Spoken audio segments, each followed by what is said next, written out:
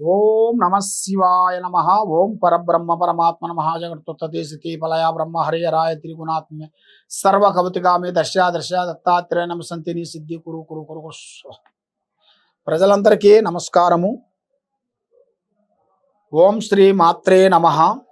చాలా మందికి చాలా సందేహాలు ఉన్నాయి.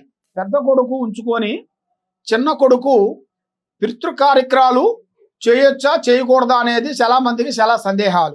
కాబట్టి పెద్ద ఆయన్ని ఉంచుకొని చిన్నవాళ్ళు చేయకూడదు. దానివల్ల ఎంతో దోషాలు, ఎంతో ఇబ్బందులు ఎదురవుతాయి. కాబట్టి పెద్దవాడు ఉన్న తర్వాత పెద్దవాడి భార్య లేవలేకున్నప్పుడు, అంటే ఆమె గర్భంతో ఉన్నప్పుడు తల కొరివి పెట్టకూడదు. దానివల్ల పెద్ద కుమారుడు ఉంచుకొని కూడా చిన్న కుమారుడికి ఈ పితృ కర్మ దోషాలను అనేది ఏర్పాటు చేస్తారు. కాబట్టి అలాగ చేసిన దాని వలన ఎలాంటి ఇబ్బందులు ఎదురవుతాయనేది కొంతమందికి సందేహాలు ఉన్నాయి. కాబట్టి పెద్దవాళ్ళు ఉంచుకొని చిన్నవాళ్ళు చేయకూడదు.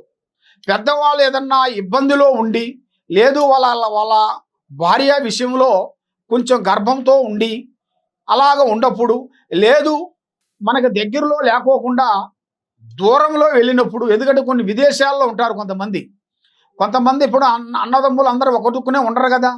కొంతమంది వాళ్ళ బతుకు తెరువు గురించి, వాళ్ళ ఉద్యోగాల గురించి కొన్ని విదేశాలు వెళ్తుంటారు. మరి విదేశాలు వెళ్ళేవాడు అకస్మాత్తుగా రావాలంటే అనుకోకుండా రాలేడు కదా. మరి వాళ్ళకి వీసా విషయంలో కానీ వాళ్ళకి రావాలన్నా కూడా అకస్మాత్తుగా కొన్ని ప్రాబ్లమ్స్ వల్ల వాళ్ళు ఆగిపోతుంటారు. మరి ఇక్కడ మన ఎమర్జెన్సీగా ఇక్కడ చేయాల్సి వస్తుంది కర్మ. మరి చేయాలంటే మరి ఆయన ఉంచుకొని మనం చేస్తే మంచిదా కాదా అనేట్టుగా చాలా మందికి చాలా సందేహాలు ఉన్నాయి. కాబట్టి పెద్దవాడు మన దగ్గర లేనప్పుడు, చిన్నవాడు మన దగ్గర ఉన్నప్పుడు చిన్నవాడు చేయొచ్చు. ఎందువల్ల అంటే దానివల్ల ఎలాంటి దోషం అనేది ఉండదు. ఎందుకంటే మనకి అనుకూలంగా లేనప్పుడు, కొంచెం విదేశాల్లో ఉండి రాలేని పరిస్థితి, వాళ్ళ ఆరోగ్యం బాగోక హాస్పిటల్లో పడి ఎన్నో విధానాలుగా ఉన్నప్పుడు రాలేని వెడలో మనం చేయొచ్చు, తప్పులేదు. కాబట్టి మరి ఈ పితృదోషాలకి చాలామంది ఈ పితృకర్మకి కొంతమంది తెలియక కొన్ని విధానాలుగా చేస్తుంటారు. మరి అనుకోకుండా కొన్ని తప్పులు జరిగిపోతుంటాయి. మరి ఆ విధంగా జరిగినప్పుడు మరి ఏం చేస్తే బాగుంటుంది అని చాలామందికి చాలా సందేహాలు ఉన్నాయి. మరి ఈ పితృదోషాలకి కొంత శాంతం అనేది కొంచెం ఉంటుంది.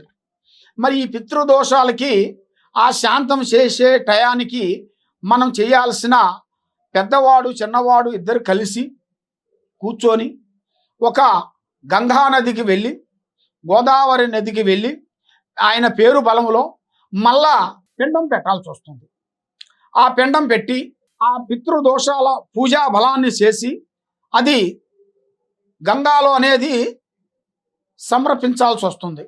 ఆ విధంగా చేసినట్టుగైతే తప్పకుండా వాళ్ళ మీద ఉండాల్సిన ఆ పితృదోషాలు కానీ పితృకర్మలు కానీ శాంతం అవుతాయి.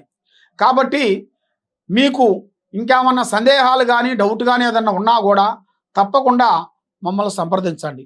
సర్వో జనా సుఖినో భవంతు. ఓం నమ శివాయ నమః.